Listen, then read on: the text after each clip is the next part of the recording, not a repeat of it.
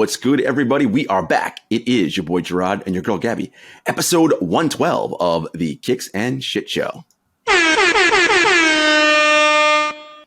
As Gabby so wonderfully reminded me, the Peaches and Cream episode of Kicks and Shit Show. For those of you out there who know what that is, you should get the reference. If you don't, I don't know what to tell you. Anyway, what is happening in these streets? I blame the internet. Yes, that passive aggressive mug today. that mug, and that line, I blame the internet, can really be the answer to many things that go on in today's day and age. I literally blame the internet. Yeah. It's a whole mood. That's like how I'm feeling today. And, if you guys don't know 112, you're probably on the wrong network, but don't leave us because we love you anyway. That's right. Gabby, you are on the East Coast in your East Coast abode. Well, I bet this morning when you woke up, you were like, you're like, is it winter? Why is it below 60 outside right now? I mean, I feel like I wear hoodies all year long, but I'm like, is it 2 pairs of pants weather yet? I was not ready for the cold this morning. I was going to go take a nice little walk on the water.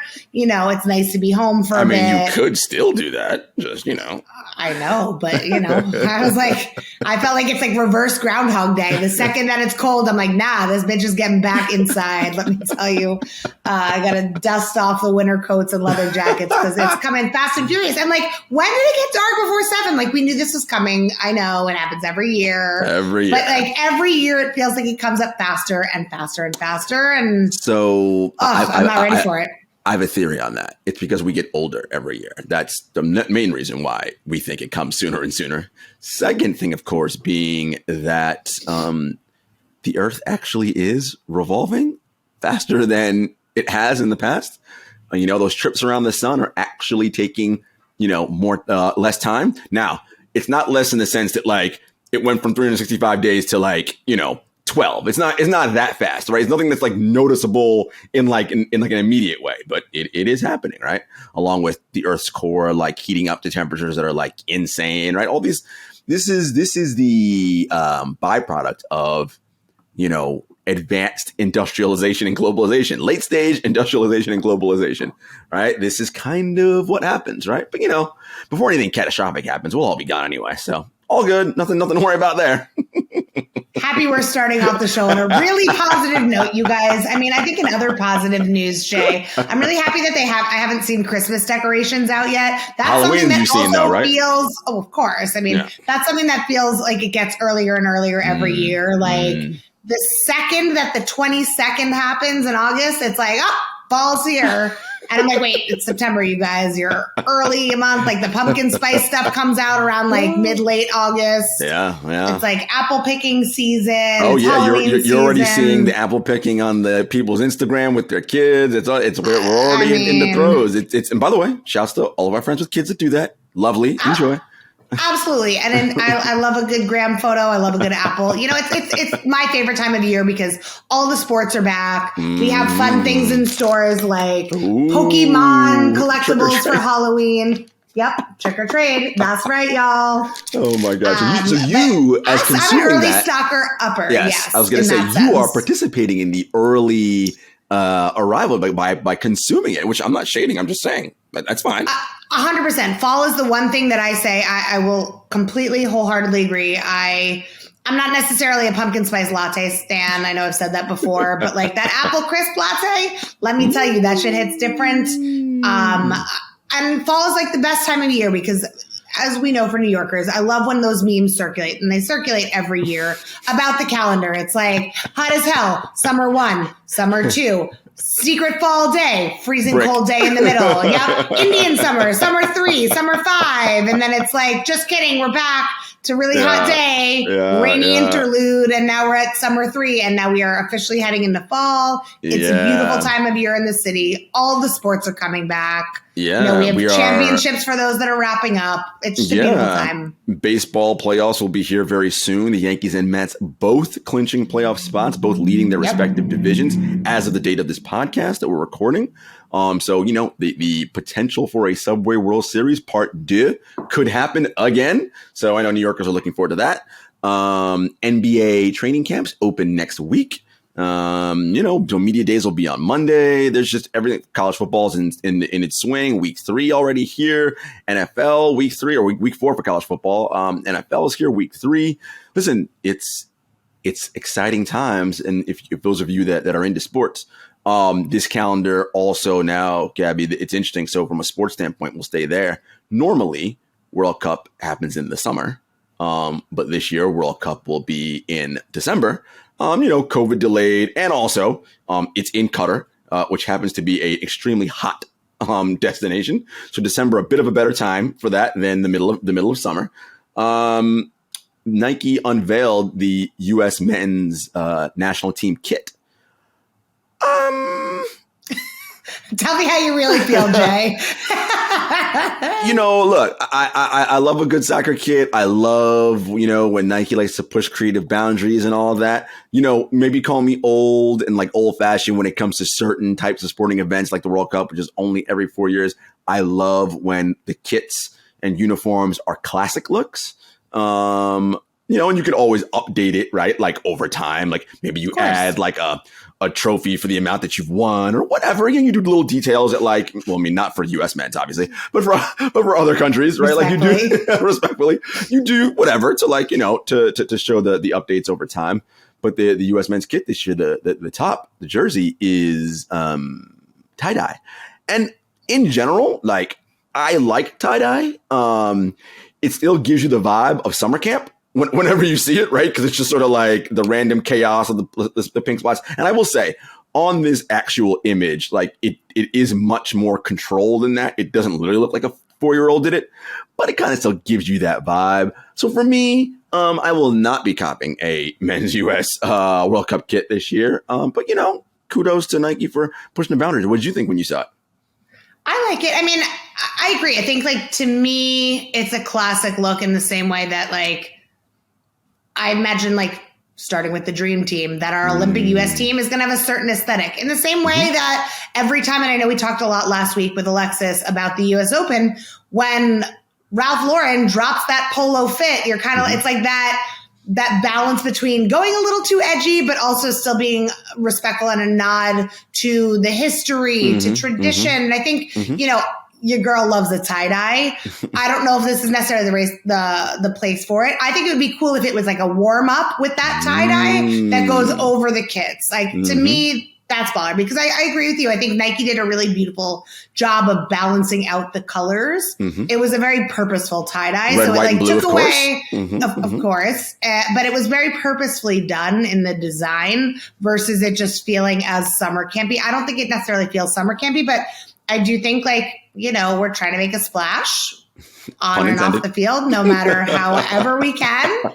Are you saying that the men's kit, the tie-dye, is going to be the most important thing that the men's U.S. soccer team does? I'm not saying that because I don't need to answer the DMs that come along with that. But no, I'm with you. I like the classic look. Yeah, I think I'd be interested to see how the tie-dye translates to other pieces in that collection, right? Like, is there a full track pant and zip up jacket in that tie-dye? To me, that would be really That'd be cool. I roll with that. Yeah. I would definitely be down with that for the warm up. It's just, for the actual jersey, like when you're playing, I'm like, it seems a bit disorienting, but look, whatever. It's not, it's neither here nor there. Yeah. Yeah. And here's one thing for sure.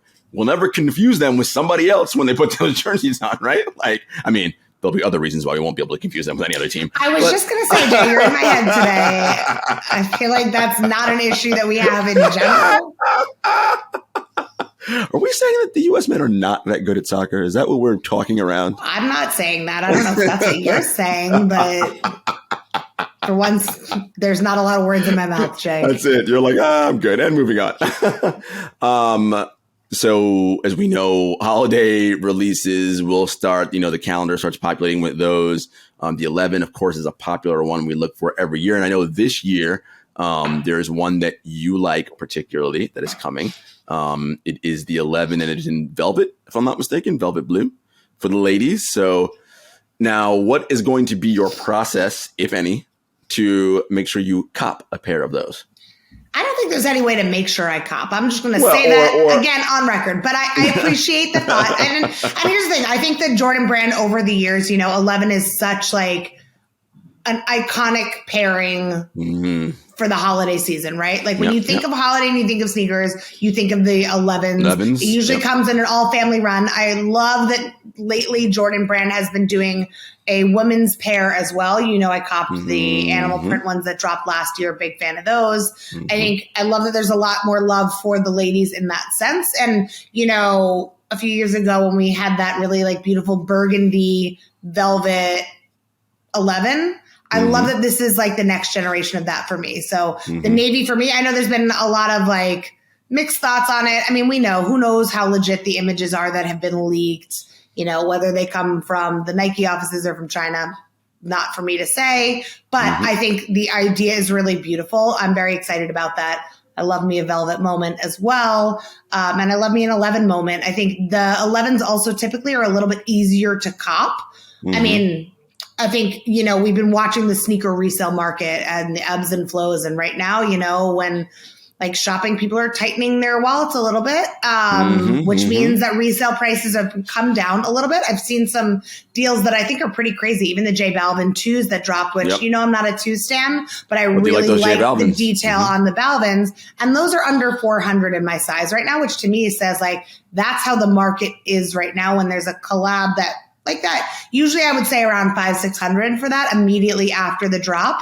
So I'm hoping that's the same. I also, knock on wood, I think there's a lot more luck because there's a lot of full size family runs of the 11s that come out for holiday too. So if there's a shoe to go for, I mean, that's going to be one for me. I think Nike's been and Jordan have been really playing around with the vehicles of delivering sneakers to people, whether it's on the Nike app or the sneakers app. There's been a mix of both. I think, we see a lot of the Panda Dunks and more of the standard colorway restocks on Nike versus sneakers, which is a bit of a departure. So I'm curious how that's going to come into play for holiday as well. No, I'm dead on with you there.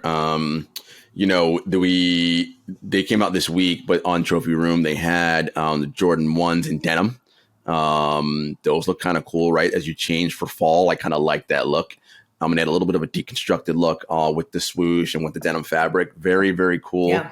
I like when the brands start changing and adding a couple of things in there. As the weather changes, so too do how we look at some of the sneakers. So that's dope. Concepts today, the day that we're recording this podcast, and it is a Friday, September 23rd. The New Balance 9060s came out today in indigo and in work. What is it? Workwear? They call it work something. Hold on, let me look it up. Workwear, yeah. So it's kind of like a rusty brownish orange kind of color, and indigo, of course, blue, like kind of like a denim-y blue. The indigo sold out already. And you're still work right because that's but although I don't mind the workwear color, I think that's fine. You put you style that with the right outfit. I think that's dope.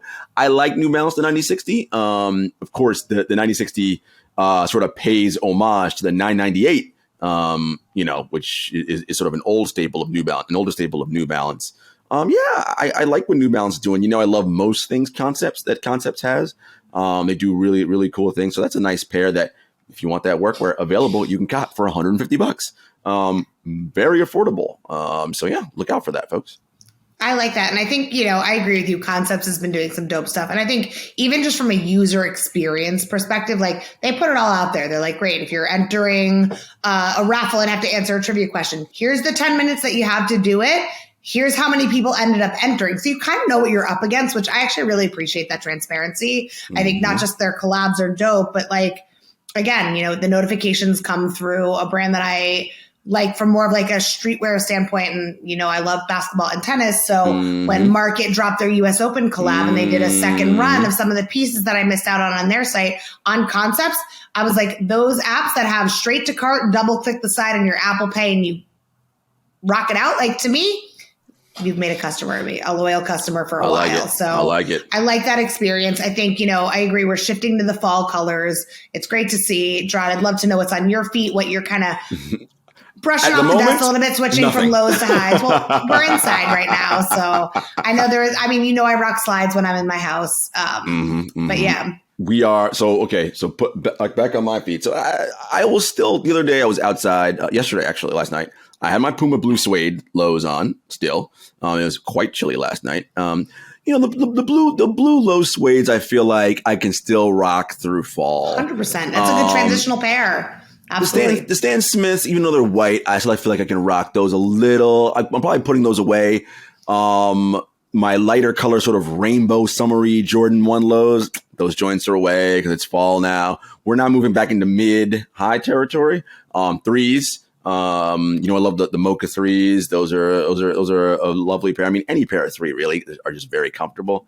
So that's what I'm back up. The cool grays, cement red, cement black.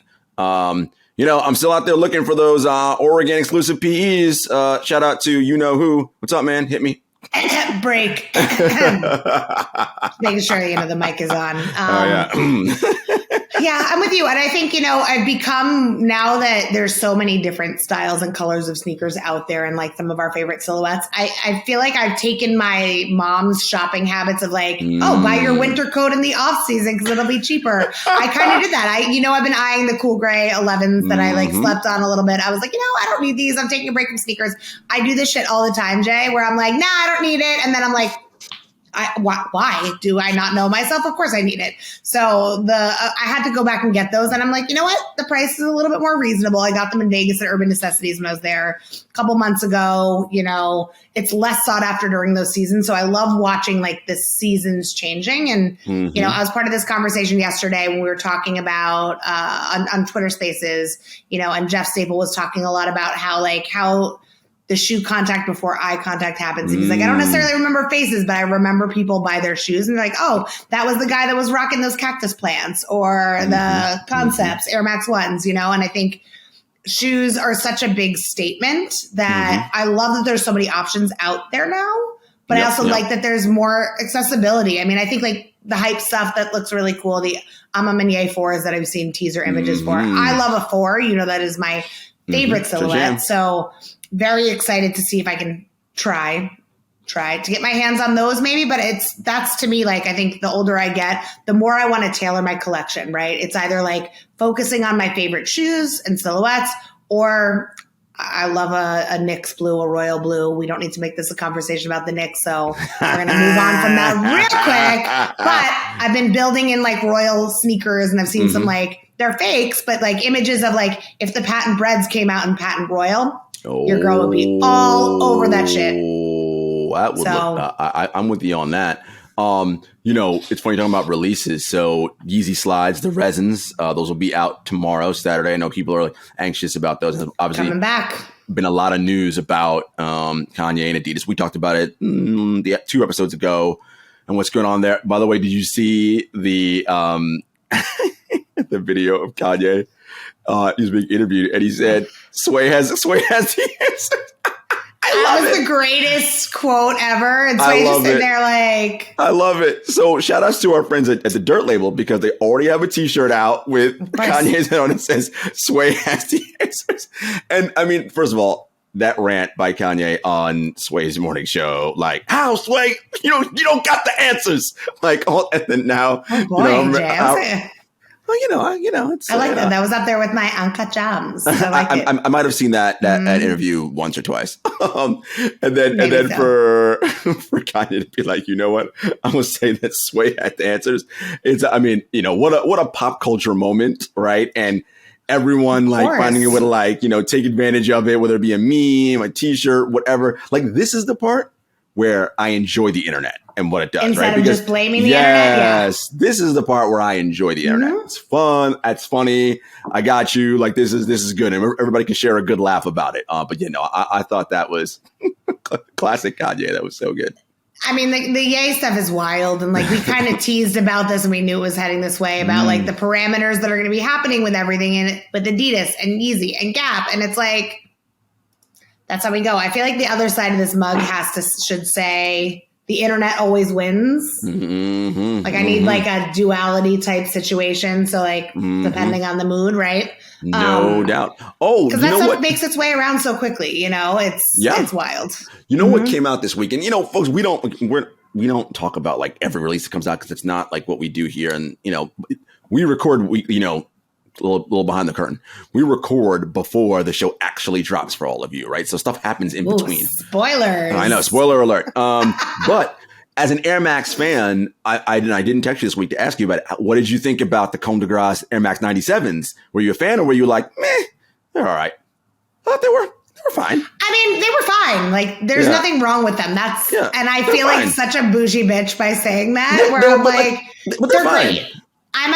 But this is also my own perspective, right? I think these brands, there are so many collabs and so much heat dropping that not everything can be the favorite, right? And I think I like the detail that comes on the CDG silhouettes in general, right? Even with the foams, like, I'm not really a foam girl. I have my Halloween foams that I rock every October 31st that I will be rocking again this year, What are you going to be for Halloween this year? Or is it a secret?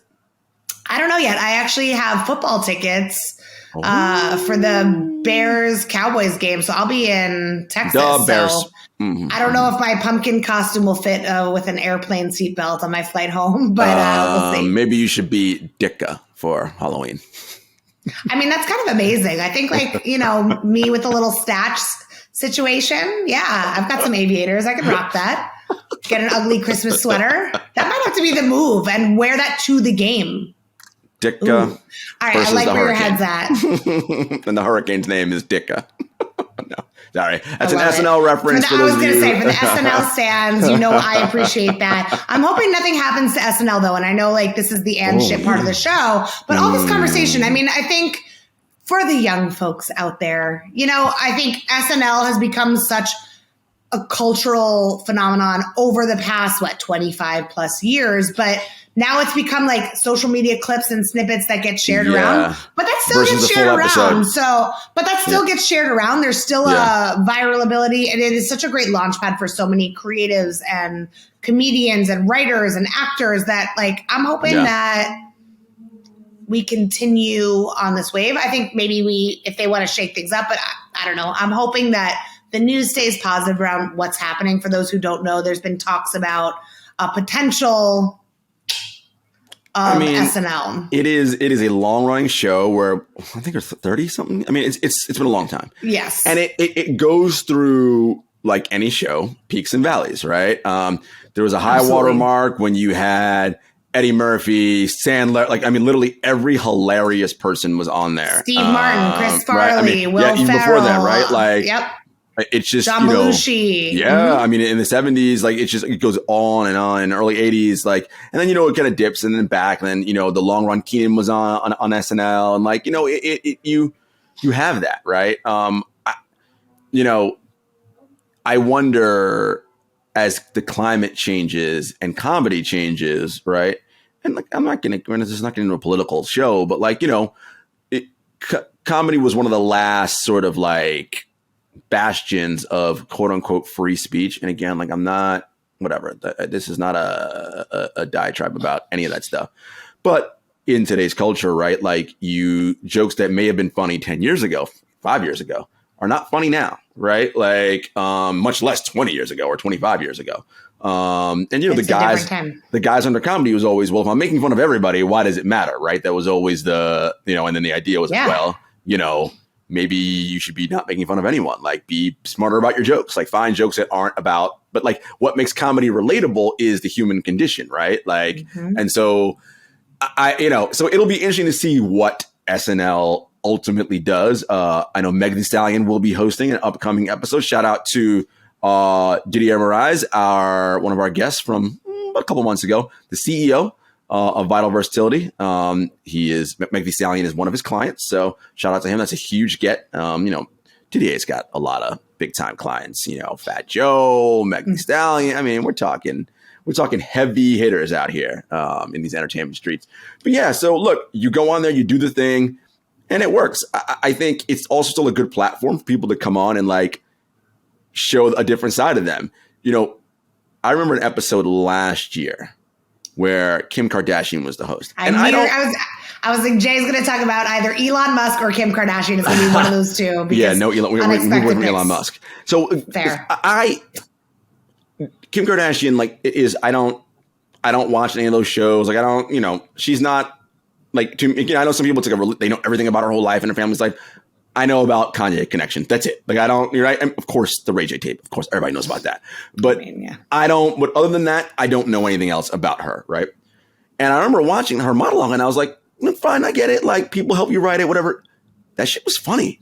Like, and she was able to deliver it with the right timing and pace. And again, she made it self-deprecating, which is always, if this is your, like, that's what you do. Like, you have to turn it on yourself because then it lets everyone's guard down. It's like, oh, she's making fun of herself. It's fine. Right? Like, it's like everybody's in on the joke. And I think that's what's so beautiful about it. Right. And like, you know me, I'm a Giants fan. I'm an Eli Manning ride or die. Eli's I don't hilarious. care what anybody says. But that to me, like, I mean, I feel like there was always a lot of jokes around Eli because he sometimes makes silly faces. There was even a whole video and Funny or Die sketch about it with a girl who I went to high school Eli with. Manning face. Yep.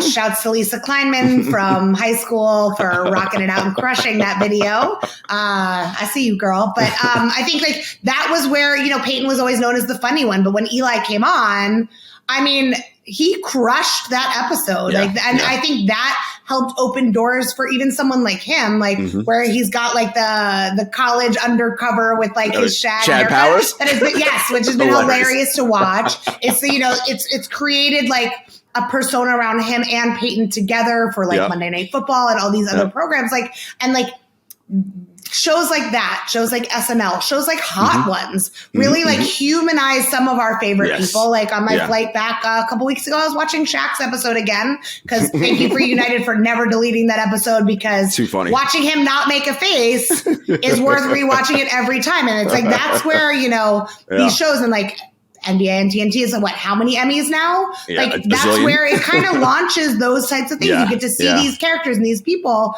that you're very used to in a certain role, like a Kim Kardashian who's known to be kind of like hot but boring, you know.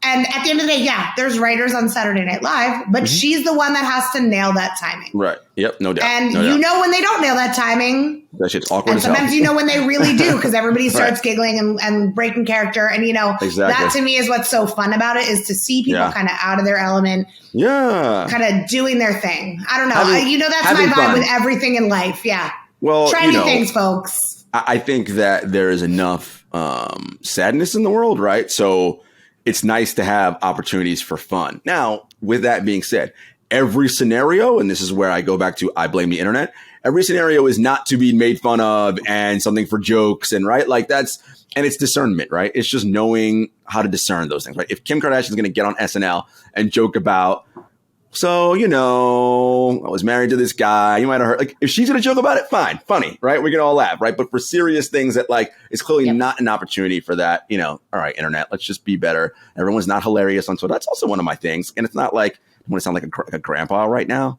but like, go off. Everyone, it's just so, every time something happens on like a major event, everyone goes on Twitter and fires off their take and thinks they're so clever and so funny. And I'm like, that is the same take that 1,000 other people literally just fired off at the same time as you did. Like, you're not funny, right? Like, it's just not. Like, you're not original. Like, you're not right. Like, no, like, you are not. Now, there are genuinely hilarious people on Twitter.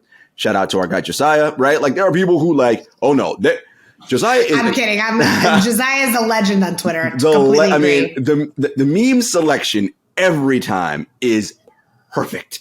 Like, there's some people who, they get it. Like, you ain't that funny, right? And it's okay for you not to be that funny. Like, it's fine. I'm sure you're good at something else. Find out what that is. Stop trying to think you're some hilarious comedian on Twitter. Okay, thank you for coming to my TED Talk.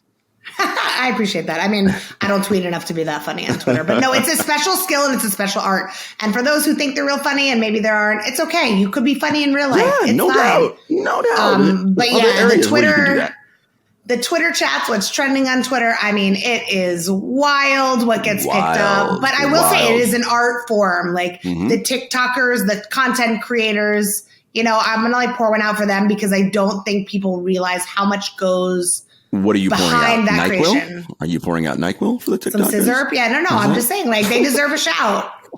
Like, the fact that the FDA had to be like, folks, it's not a good idea to put NyQuil on raw chicken. It's like, I mean, the raw chicken and the NyQuil thing. I will say, though, like the internet is so responsive to that point, like with everything going on with Adam Levine. Like, I don't know if you saw the Duolingo comments and rebuttal with like the logo.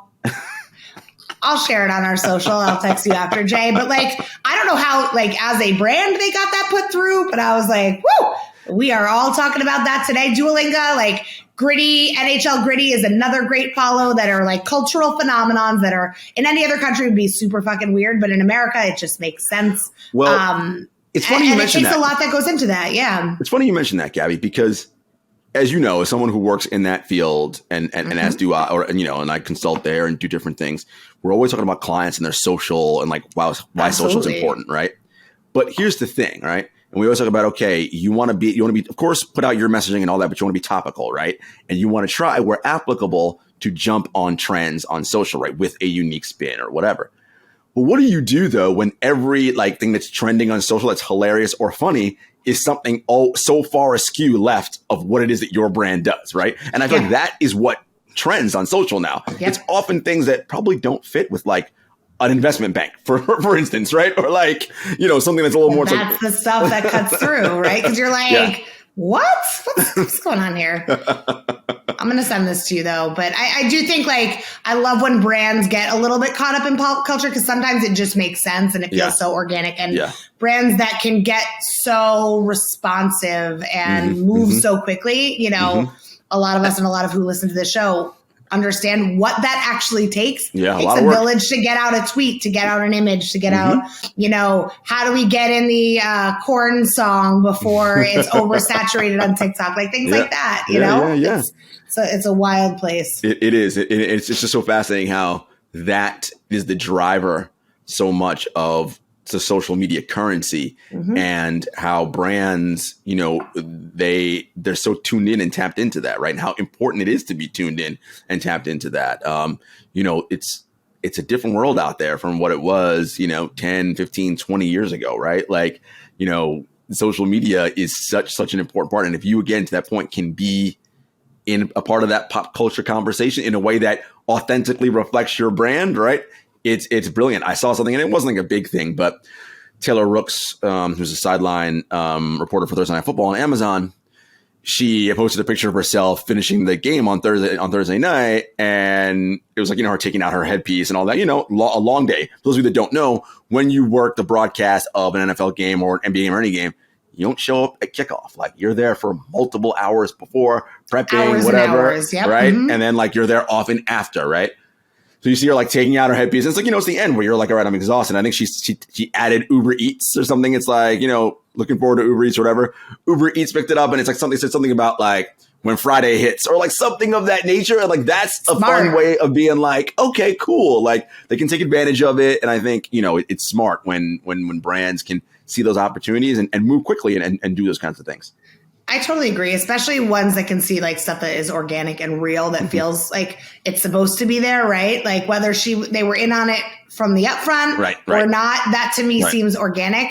Again, I know I keep referring to this Jeff Staple Twitter Spaces combo yesterday, but we were talking all about streetwear, and he made a comment about how like streetwear got so big in part because people aren't necessarily consuming, but they're creating content by like doing like a mini haul in a fitting room, and then they don't have to actually buy things. So it's like, I think I like that now we're in a place that people are a little bit more savvy to that kind of smoke and mirror that was behind some of the social media even a couple years ago. So like when I see something like that, like the Taylor Rooks example, I'm like, oh, that just like makes sense. Whether it's paid or not, I don't really care if it's a partnership, but that is so smart with that timing, that cadence, and shouts to all the people who run all the brands that do that because. And the photo is perfect, right? That shit ain't easy, Even if you're not a sideline reporter, you know what that feeling is like relate at to the it at the end of the your day, right? Like if she were to take her bra off, I would be like, I get it. I get right. Girl, You're like, I get you. right. Like, same shit. Yeah.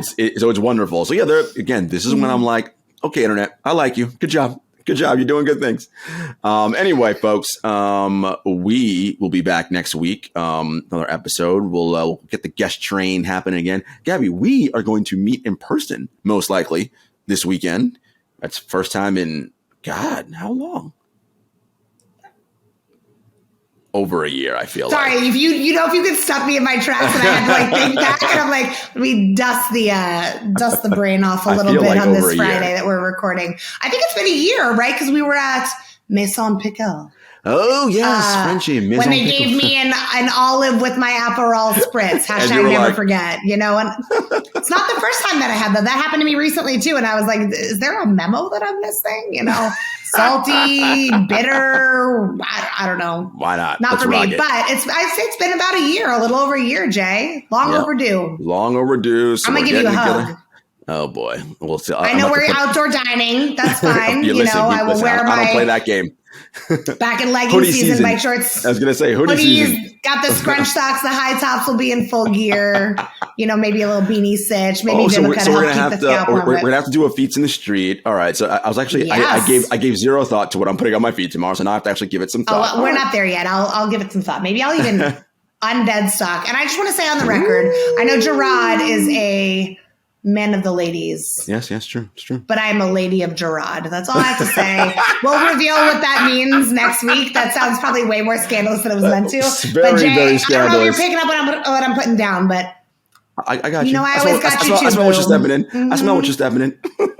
All right, that's folks. Right. I'm wiping off with Crep Protect. We will see you all next week. As always, we are part of the Count the Dings family. You can find us on Apple Podcasts, Spotify, YouTube, Stitcher, SoundCloud, all those things at Kicks and Shit Show on all social media platforms. Of course, check out the other shows, the Original Bomb Show, Woke Bros, Crypto Bros, Rap Names, all those shows. Definitely check them out. And until next time, everybody, take care. Peace.